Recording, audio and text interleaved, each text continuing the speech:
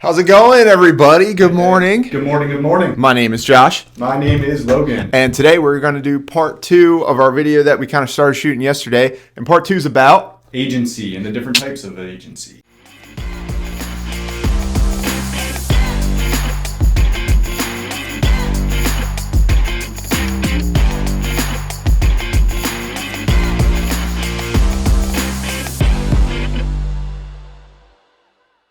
All right. When we dive right in, what does agency mean even? What is that? It establishes a professional relationship between the broker and the client. It's typically used in real estate. I don't know. Do you guys have different types of agency in the mortgage world, or is it more kind of just standard, you're the lender? That's a great question. It's way different in the lender world than it is in the realtor world. I can say that because I've been both, done both, still am both, technically.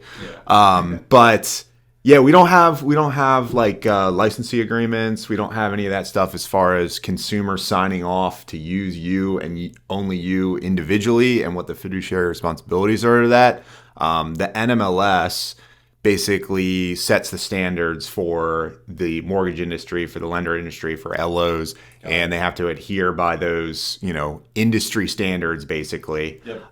But there is an agency like there is in the realtor world. Well, and that's why you guys have all those disclosures that you have to go over, correct me if I'm wrong, Title 8 and things like that. Back when 08 happened, all kinds of new regulations came out. Dodd-Frank. You have so many things that you have to have them be aware of and sign. But I guess, like you said, you don't have specific agency with. Correct. And that also means that, and it happens a lot, people go out and they rate shop and they shop different brokerage houses. And that's because when you start working with a mortgage lender, you are in no way bound to them at all. You're able to go and seek a pre-approval or seek rates from any lender, right? Yep. It's kind of different. I'm sure, though, that there's something in those disclosures that even though they're able to shop around, you as the professional still have fiduciary duty to them. You have to be confidential and absolutely, loyal and all that good stuff. Absolutely. Well, and that's where, again, that more along so goes with the overall licensing process, whereas in the realtor world, which we'll start talking about, is you have different kind of responsibilities that each consumer signs off on like a listing agreement or a buyer's agent agreement or a transactional licensee. Yep. We don't have anything like that in the mortgage world. It's more of these are the set standards that you operate by for every single consumer, irregardless. Yep. And whether they're working with you or not. Correct. If they hit you up at all, you have to be, on it. Yep. That's exactly right. Yep. Before we get into the different types of agency, I guess let's touch on the fiduciary duties. We were kind of talking about them. Yep. So the acronym, I've actually tested my guys on this. The acronym is a COLD. And actually, if you Google it, they give 2 C's. When I learned it in pre-licensing classes, I only learned the 1 C, but it makes sense. So a COLD, is accountability, confidentiality is what I learned. Care is the other C.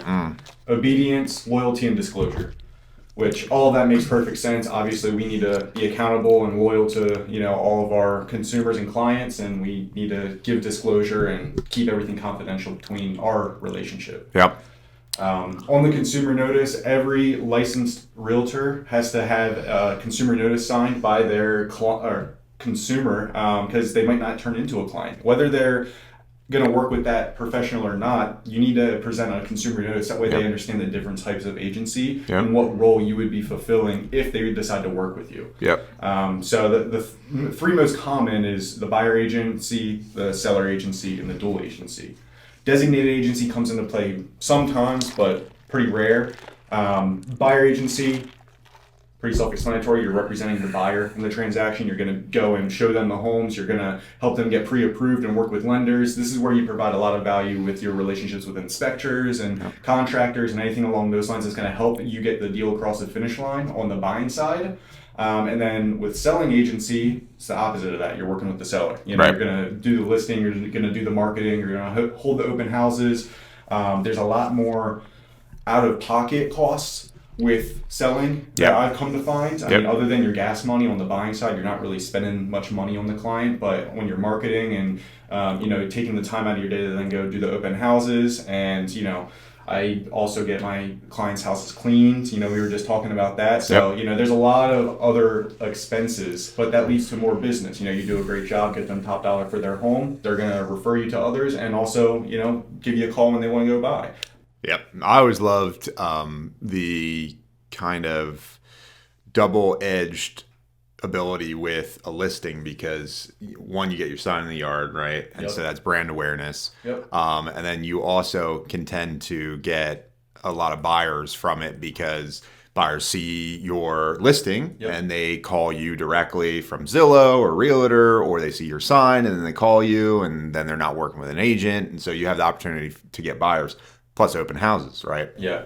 And so it's a great time ROI. It is usually more money out of pocket up front, but obviously once you sell the listing, you get reimbursed that plus more, and you get the ability to get more deals out of it because you could potentially get buyers. Yeah. So 100%. I think I'm averaging probably one buyer per listing. that's pretty. That's That's awesome. Yeah, that's amazing. That's doubling your business production Exactly. from one listing. Yeah, whether they're buying that house or not. Like there are some listings where I don't get any, and then others where like I've gotten 3 out of 1 listing. Yeah. And I will say typically, and I think it's because there's a larger buyer pool, like mobile homes and like townhouses, row homes and stuff. Yep. That's where I'm getting more buyers out of. Whereas these higher end listings, there's only so many people that can afford a home like that. I especially now with interest rates, right? Yeah. I just opened up an email before we hopped on here that the new average monthly mortgage payment in America is over $3,000 a month. Yeah, that's sick. That is insane. And the crazy part is that's on houses that used to be like probably $1,800 a month mortgage. Oh yeah. So it's gone up $1,200 in the last year. You as my lender can relate to that with my purchase. I sure can. We're right there. I just did a cash out refi on my home, and in some senses it was dumb because I have a higher interest rate, but we had a ton of equity built in. Yeah. And sitting in the position I'm in, I'm going to refi it in a year probably anyway at a lower rate. Well, that's why I made a joke to you because there's speculation about rates going down. I'm doing a new build, guys, and the way that my loan structure is set up is I'm fixed at my rate, but if the rate lowers by the time of completion, because they do draws on a new construction loan, they do draws, and once the project is completed, it converts to a 30-year note. Well, on that 30-year, if there's a more desirable interest rate, I can get that interest rate. So I'm like, let's just buy us some time until we get closer to election season, and hopefully rates get dropped. Yeah. No, it's the wild wild west right now for interest rates in that whole world. So for sure. Yeah. I know you're kind of out of practice on the realtor side. Do you know how many different ways, or the timeline of advertising your listing, marketing your listing? How many are there, and then what are they on how much exposure you can get on a listing? Are you saying for like MLS purposes, or like? I mean, there's a couple different ways that you can market the home. Sure. Well, one thing, and I don't know the answer to this, by the way, obviously, but it's a wordy question. So yeah. I mean, I think you have to have a list. Once you have the listing contract in hand, I think it states a certain amount of time that it needs to be in the MLS. Yeah, correct. Yep. I don't know what it is, 48 hours or something, unless it's coming soon or whatever. But then there's even this certain amount of time you're allowed to have it coming soon for before you. Correct. Yeah, I don't know what the number. I don't know. That's one of them, coming soon, and then active on the market. Okay. Pending. Yeah. And then sold. There we go. So you have 4 different opportunities to go and market that listing and get your name, more exposure for you. Right. Hey, building the hype on the property. Yep. Okay, now we're live. We got the open house this Sunday, whatever the case may be. Oh, hey, it's 2 days on the market, pending, crushed it. And then once it's sold, it's like, hey, sold this, no contingencies above list. So there's multiple ways that you can market just that one listing. Yeah, split it up into multiple different advertisements. Exactly. The other agency that isn't as common, but it was very common for me because of kind of how I ran my business, was transactional licensee. Oh yeah, I did that all the wasn't even on time. the top of my mind. I was thinking, going into dual agency Yeah. next. But yeah, Well, transactional licensee is very, very common for yeah. something like what we were Something like, doing. yeah. Yeah. And transactional licensee, you actually don't have a fiduciary responsibility to either party. And basically what that means is you're just doing the paperwork for them for a flat fee, Yep. and you're not representing either side. Correct. I did a lot of that Yeah. back in the day when we were wholesaling and that kind of thing, because we would back out and then just end up doing transactional licensees. Well, yeah, because we were representing our own interests. So Correct. we weren't representing the seller, we weren't representing the buyer. They were coming together, sometimes with a buyer agent, and the Yep. seller had no representation, and we were acting on the seller's behalf Right. on a transactional licensee basis. No Yep. fiduciary duty at all, no representation at all, just doing the paperwork for them. I used to love transactional licensees. I think there's a few brokers that I know that pretty much operate that way. Yeah. They'll even they'll do listings but take no commission and then just do the transactional licensee. They basically just throw the listing up on the MLS and wait for a buyer, and then they'll do the paperwork for for both parties. I mean, it's probably lucrative because you're not spending the time and the money marketing. Oh, yeah, for sure. All they're doing is popping on the MLS and letting it sell itself. Well, yeah, and then that becomes an easy sale versus somebody who doesn't want to really necessarily work with realtors. They feel like they can do it on their own, and they just want the paperwork done. Yeah, exactly. Like that, so. I likened it a lot to like an attorney. Yeah. Like when you hire an attorney, you can hire an attorney just to do paperwork for you, or you can hire the attorney to represent you in the court of law and have fiduciary responsibility. It's kind of like the same thing. So it's just kind of different ways of practicing real estate, right? Yeah. Yep. 100%.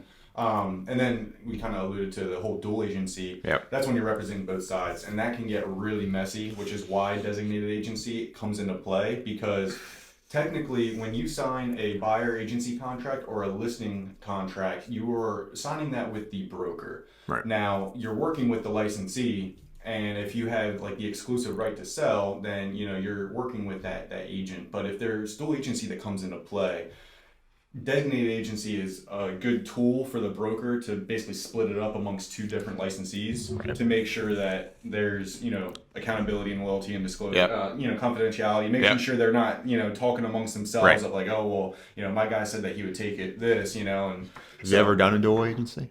Oh, I've done many. Yeah. Yeah, I think I'm doing 2 right now. Okay. Yeah. Yeah. But I mean, it's pretty simple because they're on the same page. The Yeah, buyer and the seller. Like I'm not really coming into play too much in terms of negotiations. So where it gets messy is when there's a lot of negotiating that goes on. Right. Absolutely.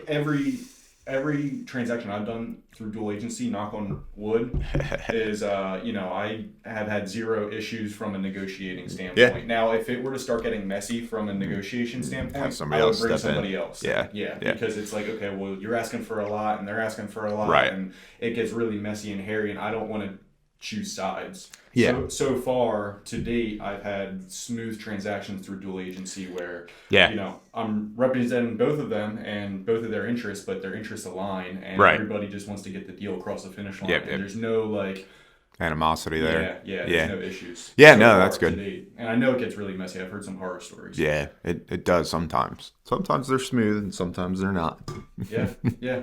Case by case basis, which is everything in this. 100%. I mean, there are some clients and some houses that are, not worth any commission. yeah. There's interesting scenarios. Those always turn into awesome stories at the end of the day. And learning lessons. It makes for a good learning lesson to be able to talk through the team and talk through other agents and say, okay, well, have you ever dealt with this? No, well, listen to this. Got some stories. Maybe we should make a YouTube on just different stories that we've either heard or had experienced ourselves in the past. Yeah, definitely. That'd be a good time. I got a few for sure. Some wild ones. Awesome. Once sold a house that didn't exist. Oh yeah. That was a good one. That was that was wholesaling more than the realtor side, but yeah, we'll have to do that. But yeah, I think that's a good place to leave this one. Kind of touch base on everything. So that's agency for you guys. If you ever have any questions, feel free to reach out to either of us. Yep. And look forward to doing another one. Yeah, absolutely. Appreciate you guys watching. If you got value out of today's video, please like, subscribe, and leave a comment down below. Ask us any questions that you might have or anything that you want us to touch on that we haven't already. Let us know so we can make a video on it. Awesome. Appreciate it. Guys. Thanks, guys.